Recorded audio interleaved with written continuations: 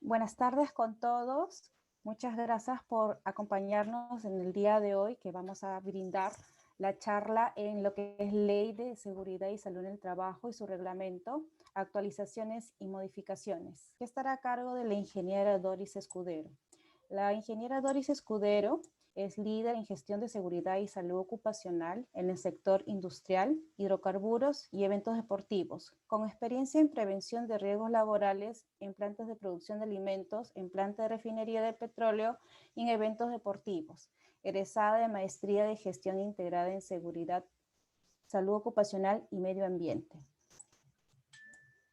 Ingeniera, le doy el pase para que pueda iniciar la charla. Sí, voy comentando lo siguiente, que todas sus consultas, preguntas o dudas que tengan lo pueden escribir al chat y al finalizar la exposición estaremos pasando a hacer la lectura para que la ingeniera pueda resolverlos. Muchas gracias. Le doy el pase, ingeniera. Muchísimas gracias, Daisy. Bien, como lo menciona Daisy, primero, bienvenidos a todos. Gracias por asistir el día de hoy a la charla online que hemos presentado y lo hemos preparado para ustedes. El índice de esta presentación está enfocado en poder ver principalmente la Ley de Seguridad y Salud en el Trabajo, las modificatorias que se han dado, las disposiciones complementarias, también poder ver un poco acerca de los artículos de su reglamento, que es el principal, el Decreto Supremo 005-2012, que fue emitido en ese año, y también las modificatorias que se han ido dando en los años posteriores. ¿Dónde Vamos está a grabado? estar viendo la ley 29783. Vamos a tocar solamente algunos artículos, ya que la ley es bastante extensa. Hemos tratado de resumir un poco con los puntos relevantes que consideramos que es importante que se debe conocer y también los puntos que fueron modificados por la ley 3022-2. Uno de los principales puntos que nosotros debemos de conocer cuando tenemos un sistema de gestión de seguridad y salud en el trabajo es la política. La política es la herramienta principal y encabeza nuestro sistema de gestión de seguridad y salud.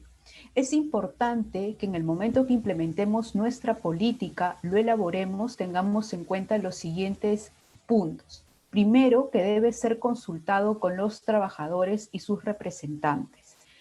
2. Debe ser específica para la organización y apropiada a su tamaño y a la naturaleza de las actividades. 3. Tiene que estar redactado de forma concisa, de forma clara, tiene que estar fechado y puede colocarse la firma del empleador o el endoso o un dato que pueda darnos a conocer que ha sido aprobado por este. 4. Debe ser actualizado periódicamente. No nos menciona cuándo es periódicamente, pero por lo regular podríamos hacerlo como buena práctica una vez al año.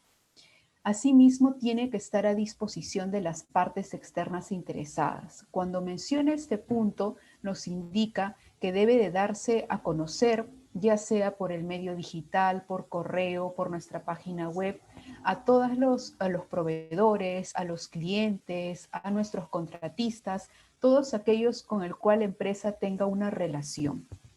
Y por último, ser difundida y fácilmente accesible a todas las personas en el lugar de trabajo, para lo cual generalmente se publica en las instalaciones o también puede darse en capacitaciones, puede brindarse boletines o afiches, pero es importante que todos los trabajadores que forman parte de nuestra organización conozcan la política.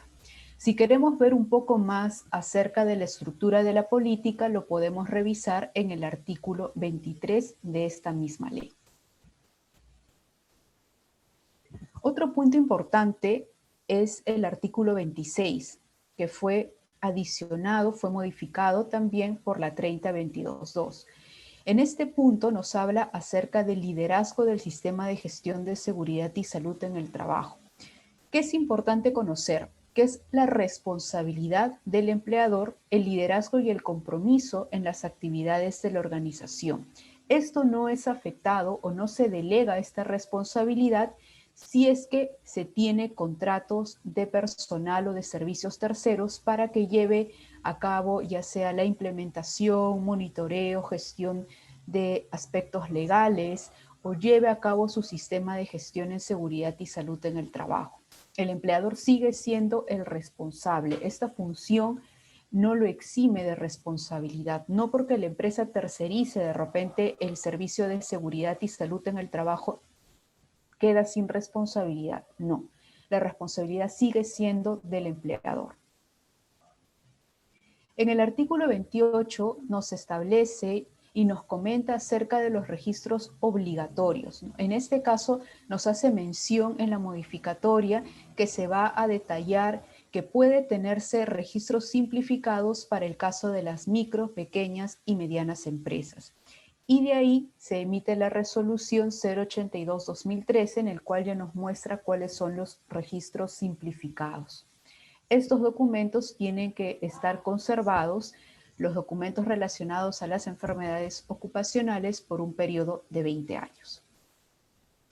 En el artículo 32, todos los artículos que veamos de este color verde oscuro o celeste son aquellos que fueron emitidos por la ley 3022-2. Los que veamos de color anaranjado son los que corresponden a la 29783. En el artículo 32 nos especifica y nos detalla un poco más o hace la aclaración acerca de las facilidades que se les debe brindar a los representantes de los trabajadores.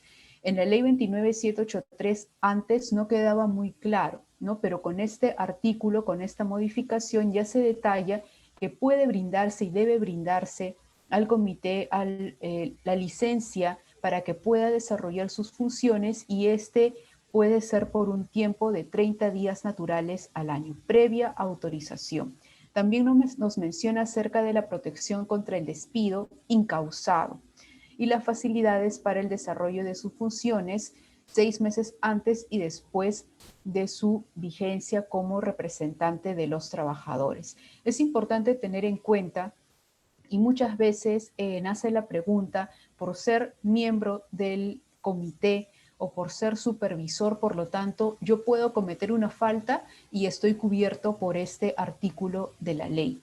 Hay que tener en cuenta que nos hace mención de despido incausado, ¿no? Independiente de que sea parte del comité o sea el supervisor de seguridad, si la persona comete una falta, una infracción laboral, por lo tanto sí va a aplicar una sanción, y si en este caso está estipulado que debe darse un despido, desvincular al trabajador, entonces eso va a tener que proceder. No es que este artículo menciona que se va a proteger al trabajador a pesar de que éste pueda cometer una infracción o una falta que va en contra de las normas de la empresa. Hay que tener bastante cuidado con este punto. Importante tener en cuenta que puede darse la ampliación de licencia, pero ya sin goce de haber, siempre y cuando exista una opinión favorable del comité paritario. En el artículo 35 nos menciona acerca de las responsabilidades de del empleador. En este caso es importante tener en cuenta estos 5 puntos. Como empleador se debe entregar una copia del reglamento interno al trabajador. Tener en cuenta que si no aplica reglamento interno o aplica que tenga un manual del sistema de gestión, también tiene que ser entregado, ¿no? Dependiendo de la cantidad de trabajadores que tenga la empresa. Realizar no menos de 4 capacitaciones al año en materia de seguridad y salud en el trabajo. La recomendación es que las capacitaciones que se realicen sean específicas de acuerdo a las funciones que desarrolla el trabajador.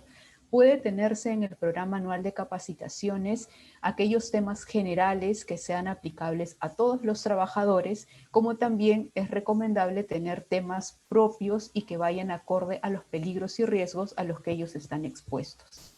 En el punto 3 nos menciona: importante adjuntar al contrato de trabajo las recomendaciones de seguridad y salud en el trabajo. Estas recomendaciones van a nacer de la evaluación de peligros y riesgos que se tenga para el puesto de trabajo. 4. Elaborar un mapa de riesgos. Sabemos que el mapa de riesgos es la representación de los peligros y riesgos que yo estoy identificando en el IPER. Y brindar las facilidades económicas, las licencias con goce de haber para la participación de los trabajadores en cursos de formación en materia. En el artículo 37 nos menciona importante tener en cuenta que al momento de implementar nuestro sistema de gestión de seguridad y salud en el trabajo, debemos partir de conocer cuál es la línea base del sistema de gestión. Nosotros podemos utilizar herramientas como la lista de verificación, que nos lo proporciona la Resolución Ministerial 050-2013, o también podemos utilizar la lista de verificación en materia de seguridad y salud, que nos lo brinda la Resolución 186-2019 de SUNAFIL. Estas herramientas nos van a servir para poder conocer cuál es el estado inicial de nuestro sistema de gestión y en base a ello poder nosotros tener un adecuado programa anual de seguridad y planificar correctamente las actividades.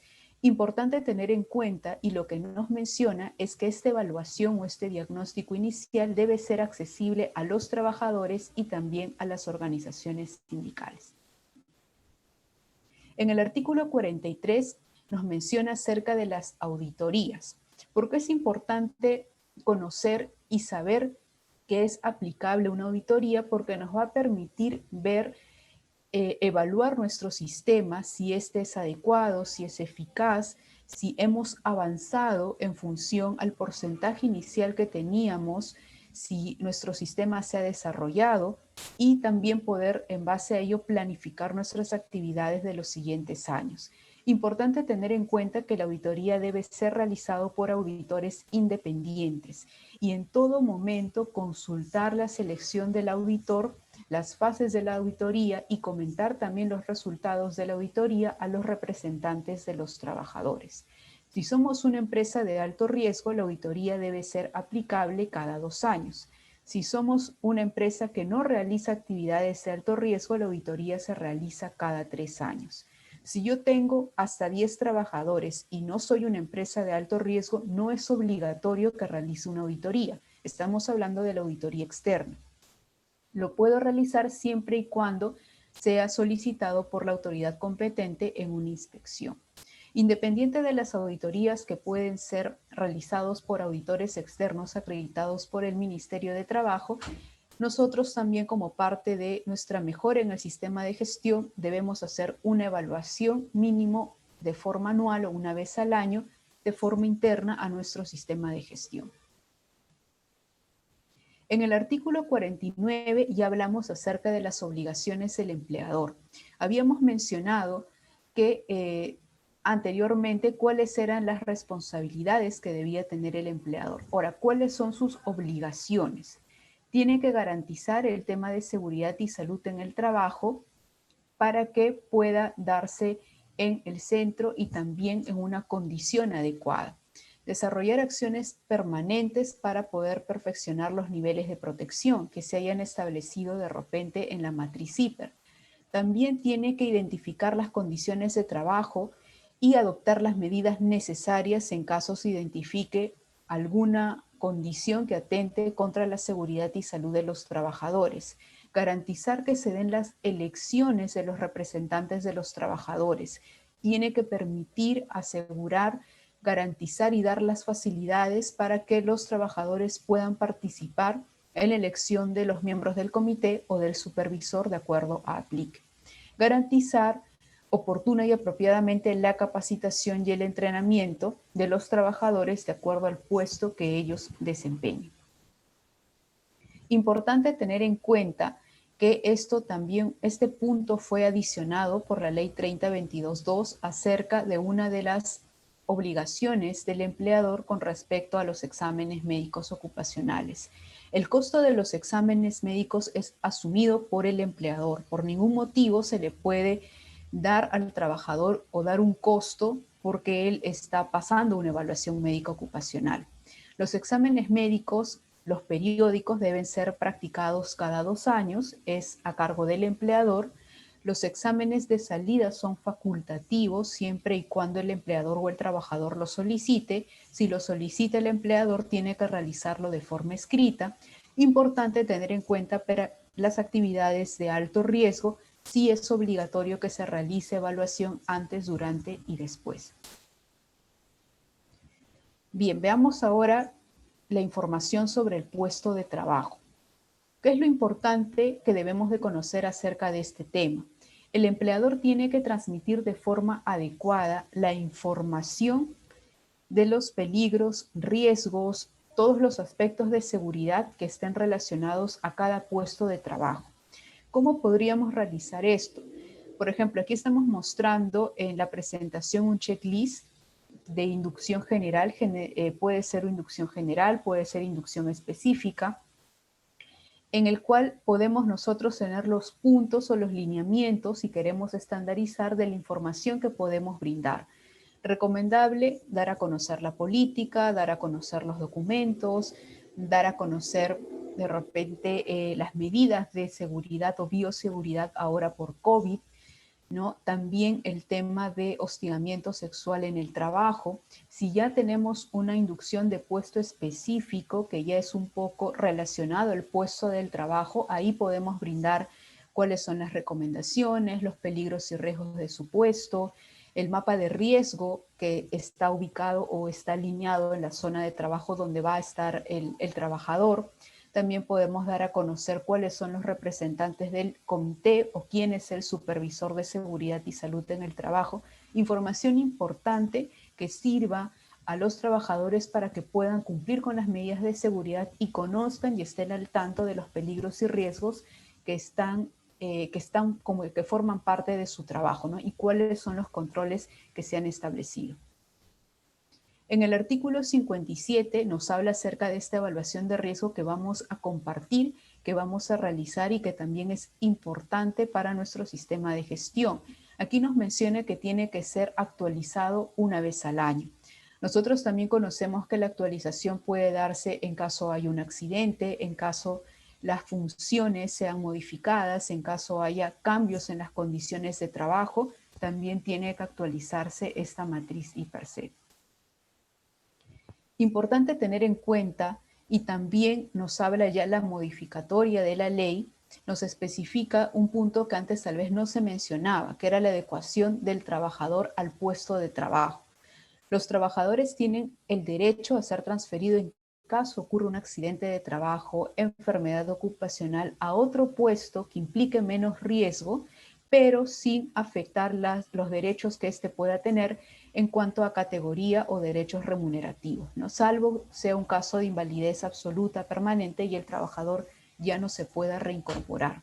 Por eso es importante tener en cuenta si una persona, un trabajador ha sufrido un accidente y por lo tanto ya no puede regresar a su puesto de trabajo, hacer nuevamente una evaluación de su puesto, un análisis en la matriz IPERSEC para ver cuáles son los cambios y cuál de los puestos podría ser de mucha ayuda o ser más accesible para que él pueda seguir trabajando en la empresa, ¿no? Por ningún motivo, al mencionarse este artículo, te menciona que se tiene que despedir al trabajador. En el artículo 79 ya nos menciona acerca de las obligaciones de los trabajadores. Así como el empleador tiene obligaciones, también lo tiene el trabajador. Y una de ellas es cumplir con las normas, reglamentos, instrucciones del Programa Anual de Seguridad y Salud en el Trabajo, participar en todas las actividades que se planifiquen, cooperar en la investigación de accidentes, incidentes de trabajo, someterse a los exámenes médicos ocupacionales al cual se le convoque, como también comunicar al empleador de cualquier situación peligrosa, riesgosa que pueda atentar contra su seguridad.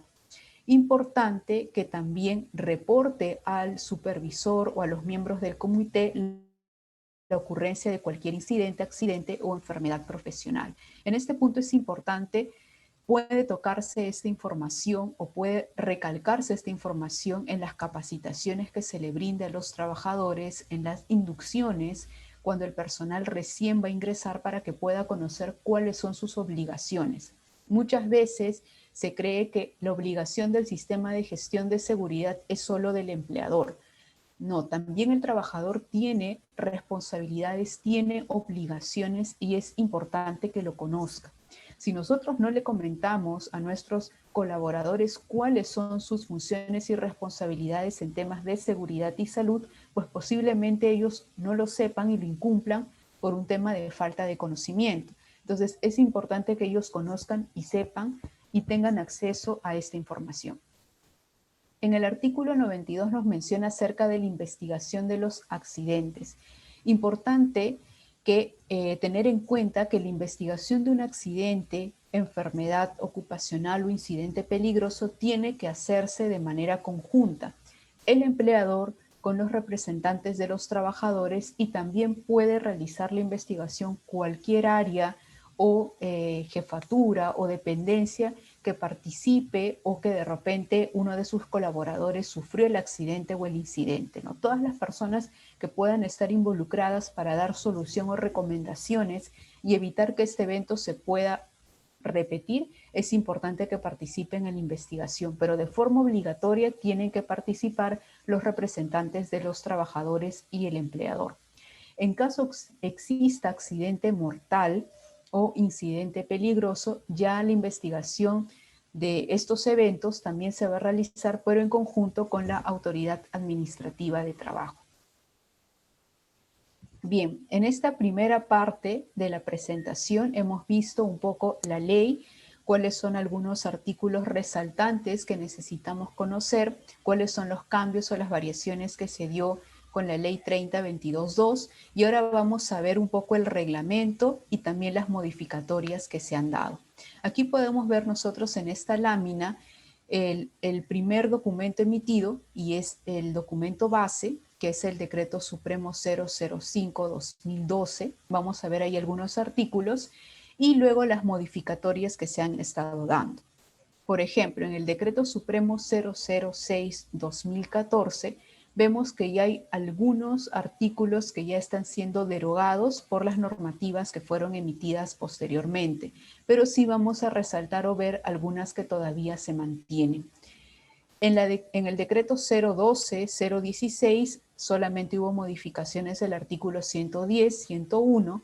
En el 020-2019 la modificación del artículo 27, y la última modificación que se ha dado este año, en el mes de enero, el decreto supremo 001-2021, en el que sí se modifican las funciones del comité del supervisor de seguridad, cómo se va a realizar el proceso de elección, y también para poder elegir al presidente, al secretario en el comité, y algunas disposiciones que son complementarias al artículo 27 y 44 que todavía siguen estando vigentes por el decreto supremo 05 o las modificatorias que se dieron después.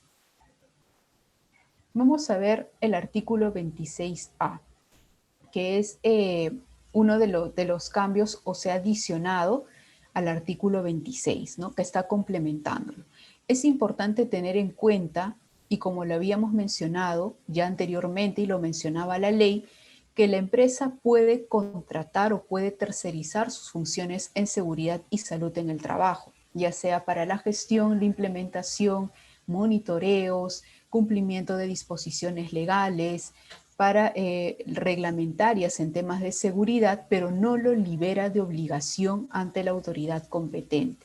Cuando no aplica este caso, por ejemplo, no se podría delegar, o no podría yo como empresa delegar mis funciones como representante del empleador en el Comité de Seguridad y Salud en el Trabajo.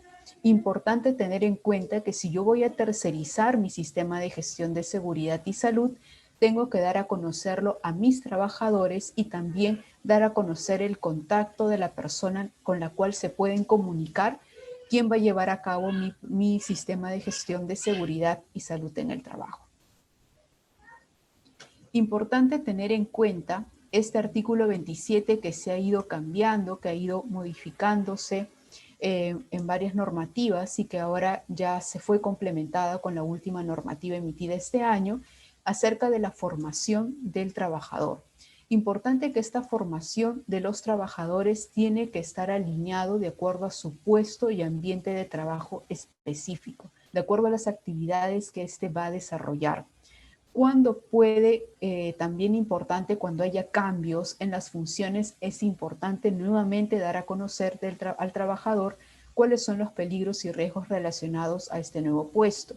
Cuando existen cambios en tecnologías, nuevamente se tiene que capacitar al trabajador de los nuevos equipos que de repente se estarían utilizando.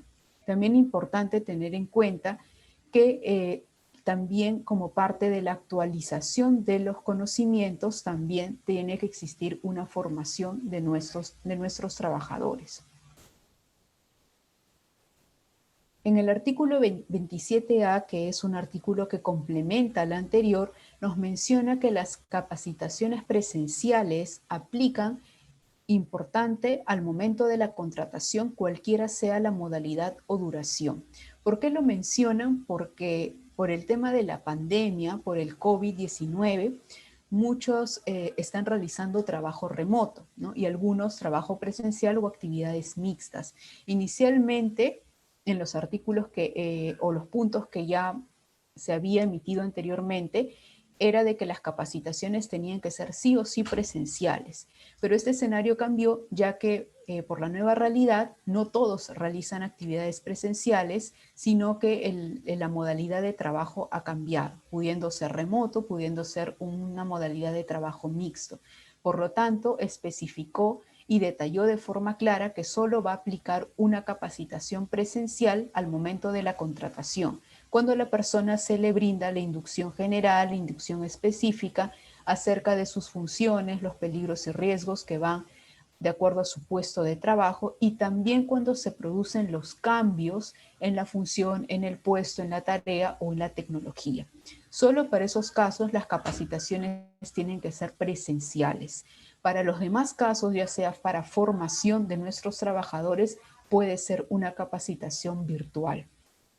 Importante que la capacitación sea dentro de la jornada de trabajo, tiene que ser impartido por el empleador o puede ser por un tercero o por la autoridad competente, y el costo no tiene que por ningún motivo recaer en los trabajadores.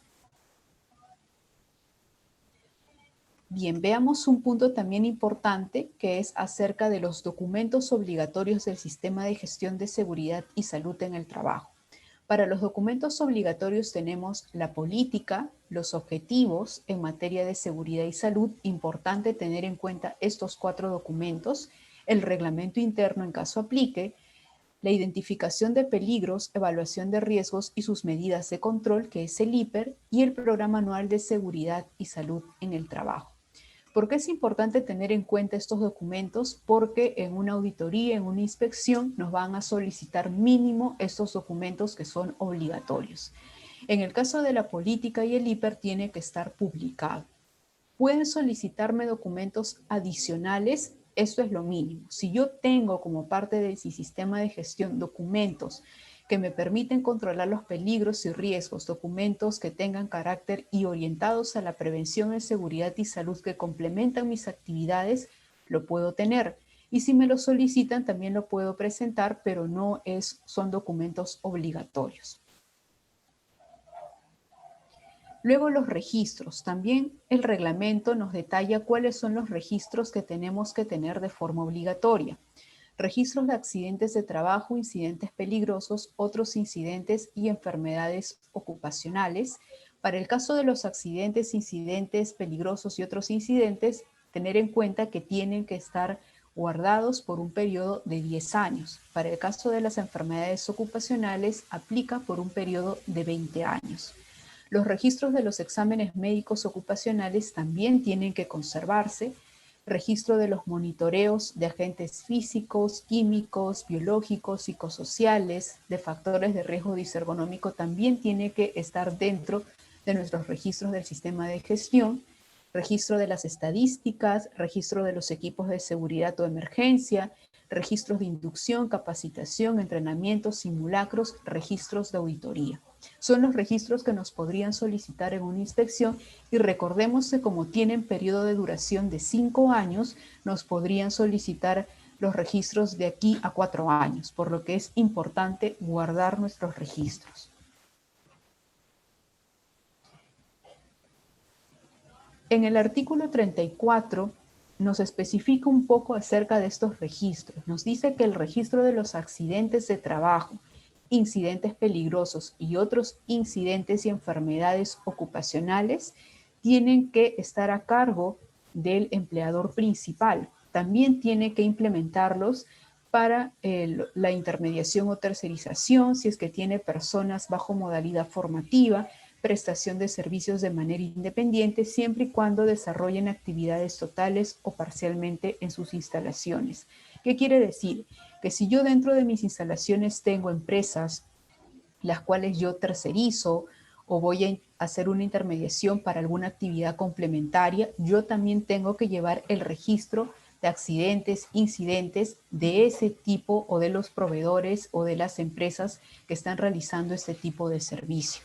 Yo también tengo que conocer si esas empresas tuvieron un accidente, un incidente, si se da a hacer de forma paralela también mi investigación y tener los registros respectivos. Este artículo 42 es un artículo que también lo hemos visto en capacitaciones anteriores, está mucho más detallado en una capacitación anterior, pero lo vamos a mencionar porque fue un último cambio que se realizó en este año y nos menciona que tanto el comité como el supervisor de seguridad y salud va a tener estas funciones. Si bien es cierto, amplía las funciones que estos ya tenían, pero es importante recordar cuáles eran porque también nos está detallando algunas. Importante conocer los documentos del Sistema de Gestión de Seguridad y Salud en el Trabajo. Aprobar y vigilar el cumplimiento del reglamento interno y el plan de seguridad y salud en el trabajo. Conocer y aprobar los programas. Nos habla del programa anual, del programa de capacitaciones, del programa del servicio de seguridad y salud en el trabajo. También nos dice que deben de participar en elaboración, aprobación, puesta en práctica de los documentos del sistema de gestión. Promover la formación de los colaboradores al inicio de la relación laboral. Vigilar el cumplimiento de la legislación y las normas aplicables. Promover que todos los trabajadores conozcan nuestro sistema de gestión de seguridad y salud. Promover el compromiso y la participación activa de los trabajadores. Investigar los accidentes, ya sean las causas, cómo se dieron, las circunstancias de la ocurrencia de estos, y también emitir recomendaciones, ¿no? Es algo que también nos menciona que los miembros del comité o el supervisor pueden emitir recomendaciones y que éstas sean apropiadas y se verifique para que pueda garantizarse que no vuelva a repetirse. Revisar mensualmente las estadísticas, colaborar con los servicios médicos y de salud, reportar a la máxima autoridad la ocurrencia de un accidente o incidente, investigarlo dentro de los 10 días, reportar de forma trimestral las actividades y las estadísticas, llevar el control del cumplimiento de los acuerdos y reunirse de manera mensual. En el artículo 44, importante tener en cuenta que el comité puede también contar con subcomités o con supervisor de seguridad y salud en el trabajo, dependiendo si tiene una o varias sedes. Va a depender de la cantidad de trabajadores que tengan las sedes y la elección tiene que hacerse de la misma manera que se hace para el comité principal. Aquí también nos amplía, y lo que habíamos visto en el 01-2021, la modificatoria del reglamento, es que nos menciona que se puede emitir sugerencias y recomendaciones al comité para que sean tomadas cuando se aprueben los documentos, ¿no? Tanto los subcomités o el supervisor, si estos están en diferentes sedes, tienen que coordinar permanentemente con el comité principal. También tienen que cumplir con todas las demás funciones que tiene que cumplir el comité que sean aplicables a la sede o la entidad que están representando. Y también importante realizar los reportes, ¿no?, en los plazos establecidos. Aquí nos habla un poco acerca de cómo se va a organizar el proceso de elección del comité o el supervisor de seguridad y salud en el trabajo. Tener en cuenta que la organización sindical mayoritaria o la que afilia mayor cantidad de trabajadores es la que lleva el proceso de elección del comité o del supervisor. ¿Qué pasa si no se cuenta con este? Lo puede hacer el empleador. O si existe un incumplimiento por parte de esta organización, también puede llevar a cabo el proceso el empleador. Lo que nos menciona ya en este artículo 49 es que en el día cero el empleador debe comunicar mediante documento a la organización sindical la necesidad de llevar a cabo el proceso de elección. Si el día 30 la organización sindical no convoca el proceso de elecciones, automáticamente ya tiene que ser llevado a cabo por el empleador en los 10 días hábiles siguientes. O en caso se incumple el cronograma, se pactó inicialmente un cronograma del proceso de cuándo iba a ser las inscripciones, cuándo iban a ser las publicaciones de los candidatos, y existe incumplimiento por parte de la organización sindical, entonces también puede revisar o continuar el proceso el empleador siempre y cuando el sindicato no lo regularice dentro de los 5 días hábiles. Importante tener en cuenta esta última modificación porque muchas veces el proceso de elección que llevaba a cabo una organización sindical tenía retrasos, cambios o no se cumplían las fechas y se extendía la elección de los miembros del comité o el supervisor. Y no podía hacer nada el empleador porque esto iba y tenía que ser llevado por la organización sindical. Para este caso sí tener en cuenta que ya existen y se mencionan en qué casos puede ser asumido por el empleador si es que la organización sindical no cumple con el cronograma o no llega a realizar la convocatoria. En el artículo 56 nos menciona también, y es algo que también es nuevo, de cómo va a llevarse a cabo la elección del presidente y del secretario en el comité o los subcomités de seguridad y salud en el trabajo. Es importante que estos sean elegidos. Se puede elegir tanto al presidente como también se puede elegir al secretario. En caso no haya una decisión en 2 sesiones sucesivas, se designa por sorteo y tiene que ser asumida, si por ejemplo se eligió el presidente y queda pendiente la elección del secretario, la otra parte va a asumirlo automáticamente. ¿Qué quiere decir? Si el presidente es uno de los miembros del representante de los trabajadores, uno de los miembros de los representantes del empleador tiene que asumir el otro puesto que quedaría vacante, que es el puesto del secretario o secretaria. En el artículo 73 nos menciona también, como lo habíamos mencionado en la ley, que podía haber una licencia con goce de haber para 30 días para el caso de los miembros del comité. En el caso de los supervisores ya nos menciona que también puede darse, pero con previa autorización por parte del empleador, ¿no? Ya que cuando estamos hablando de un supervisor de seguridad es para las empresas que tienen menos de 20 trabajadores. Entonces puede darse también una licencia, pero previa autorización. Importante tener en cuenta que el Reglamento Interno de Seguridad y Salud en el Trabajo aplica cuando las empresas tienen de 20 a más trabajadores. Lo hemos mencionado bastante en la presentación y que era importante que se comunique a los trabajadores, que se difunda, pero tiene que respetarse una estructura. Tener en cuenta esta estructura si es que yo quiero elaborar mi Reglamento Interno de Seguridad y Salud. Tiene que tener los objetivos y el alcance, mencionarnos acerca del liderazgo, compromiso y la política de seguridad y salud, las atribuciones y obligaciones del empleador, del supervisor, de los comités o de los subcomités, del trabajador, los estándares de seguridad y salud en el trabajo que van a aplicar, como también los estándares de seguridad y salud para los servicios y actividades convexas, la preparación y respuesta a emergencias. Si mi reglamento interno puede tener o yo coloco mayor información, no hay problema. Lo importante es que se coloque esta información mínima que nos está indicando el reglamento que debería de tener. Este artículo que estamos mencionando es un artículo que ha sido también modificado por el Decreto Supremo 01/2021 y nos detalla acerca de los exámenes médicos ocupacionales.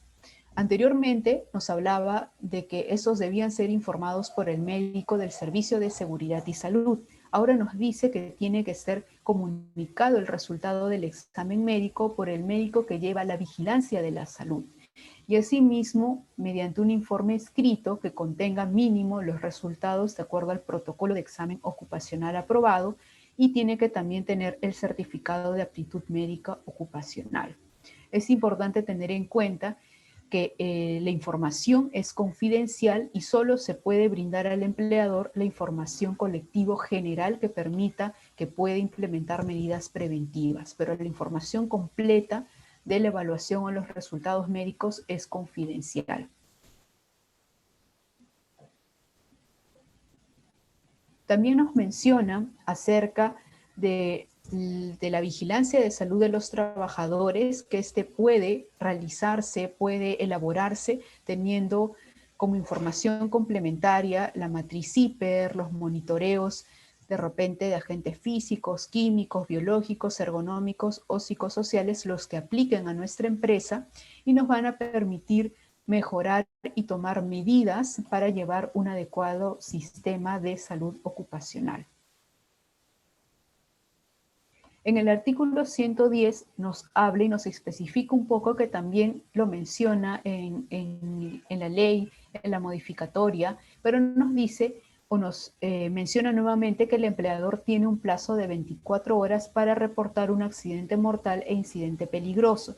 Y en el caso de los centros médicos asistenciales tienen, en el caso de accidente, hasta el último día hábil del mes siguiente de ocurrido el evento, y en el caso de enfermedad ocupacional, 5 días hábiles de conocido el diagnóstico. Importante tener en cuenta estos tiempos y plazos establecidos.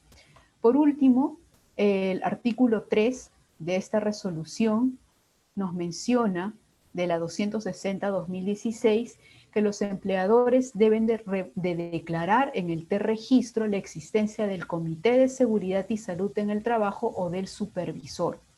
No olvidar que hay esta aclaración o este punto, y que también puede solicitarse el sustento en una inspección que podamos tener por la autoridad competente. Más o menos como se muestra en la imagen es lo que nos aparece en la plataforma de SUNAT, y nos menciona ahí la pregunta si tiene un supervisor o comité, ¿no? Dándonos la opción de decir no tiene comité o tiene supervisor. Como recomendación, una vez que ustedes declaren la existencia del comité o del supervisor, imprimir o tomar un pantallazo para que quede en su registro que sí se está haciendo la declaración. Bien, espero que los puntos que se hayan podido revisar el día de hoy les haya servido para poder implementar su sistema de gestión, y recordar que las modificatorias y los cambios que se han dado ha sido para poder aclarar algunos puntos, para poder especificar y poder orientar un poco más las mejoras y la prevención en seguridad y salud en el trabajo. Gracias. Bien, muchas gracias, ingeniera, como siempre, su excelente exposición. Bueno, vamos a pasar a realizar la lectura de las preguntas. Iniciamos con la primera pregunta, que dice lo siguiente. ¿Cómo puede ser difundida la política de seguridad y salud en el trabajo en los terceros? Bien, la difusión de la política de seguridad y salud en el trabajo en los terceros puede darse mediante boletines, lo puedo dar también en la inducción cuando yo realice la inducción al personal tercero, lo puedo emitir por correo, lo puedo realizar mediante la publicación en la página web. Pueden existir diferentes mecanismos, pero es importante dar a conocer mi política. Bien, muchas gracias por su respuesta. Leo la segunda consulta, ¿se puede tercerizar al supervisor de seguridad y salud en el trabajo o a los miembros del Comité de Seguridad y Salud en el Trabajo? Bien, como lo habíamos mencionado y nos especificaba algunos artículos y reglamentos, y el reglamento, tanto en la ley también nos comentaba que puede tercerizarse las funciones tanto de implementación, de monitoreo, de llevar a cabo el cumplimiento de la normativa legal, pero los únicos puestos que no pueden ser tercerizados es el puesto del empleador dentro del comité, el puesto del supervisor. Esos puestos o esas funciones no los puedo tercerizar, es lo que el reglamento y la ley te indican, ¿no? Eso sí tiene que estar a cargo de la empresa. Puedo sí yo tener un equipo consultor, puedo tener yo profesionales que me ayuden a llevar a cabo que el comité o el supervisor cumplan con sus funciones, pero no desplazarlos ni tampoco realizar las funciones que ellos deberían de cumplir. Bien, muchas gracias por su respuesta, ingeniera. Vamos para la siguiente pregunta. ¿El supervisor de seguridad y salud en el trabajo es el encargado de llevar el sistema de gestión de seguridad y salud en el trabajo? Bien, quien es encargado de liderar y llevar y implementar el sistema de gestión de seguridad y salud en el trabajo es el empleador, pero también tenemos funciones que van a, que en esta última normativa y en esta actualización del reglamento nos detalla que ellos también tienen que tanto el comité como el supervisor conocer los documentos, aprobarlos. Un punto nuevo que se ha introducido es realizar el seguimiento y la verificación. El llevar el sistema de gestión lo va a hacer, lo va a liderar el empleador, pero también el comité y el supervisor tienen funciones específicas que complementan las actividades que realiza el empleador. Bien, muchas gracias por su respuesta. Tenemos la siguiente consulta. ¿Los monitoreos y las auditorías de seguridad y salud en el trabajo actualmente se deben hacer o están suspendidos por la emergencia sanitaria? Bien, las actividades que se han suspendido, se han extendido por la emergencia sanitaria corresponden a la ampliación de la vigencia del comité, del supervisor, también las auditorías, ¿no? Las auditorías tienen que realizarse de manera presencial de acuerdo al reglamento que regula la auditoría del personal externo, del auditor acreditado por el Ministerio de Trabajo. Puede extenderse, sí, pero no se indica que tiene que ser reportado también dentro de los 90 días, una vez finalice la emergencia sanitaria, a la autoridad competente. En el caso de los monitoreos, si no lo especifica, no lo menciona. Por lo tanto, esta actividad sí no habría ningún problema que se realice. Bien, muchas gracias por su respuesta. Leo la última pregunta y dice lo siguiente. ¿Cómo es la elección del auditor de seguridad y salud en el trabajo? Bien, la elección del auditor de seguridad y salud, entiendo que es el auditor acreditado por el Ministerio de Trabajo. Tiene que hacerse, primero buscarse en la página del ministerio cuáles son los auditores acreditados. Una vez que se tenga, se tiene que consultar a los trabajadores, a los representantes de los trabajadores, y la decisión final lo tiene que tomar el empleador, ¿no? Ellos pueden realizar las observaciones, las tachas acerca de si le parece o no le parece que sea este auditor de acuerdo a la experiencia o a la información que se brinde, pero sí tiene consultado, pero sí la decisión final es a cargo del empleador. Bien, muchas gracias, ingeniera, por su respuesta en todas estas preguntas. Bueno, no tenemos ya más consultas por resolver. Agradecemos su tiempo, su excelente exposición y también agradecemos a todos los que han participado y han estado acompañándonos en esta charla. Muchas gracias con todos. Gracias, gracias a ustedes.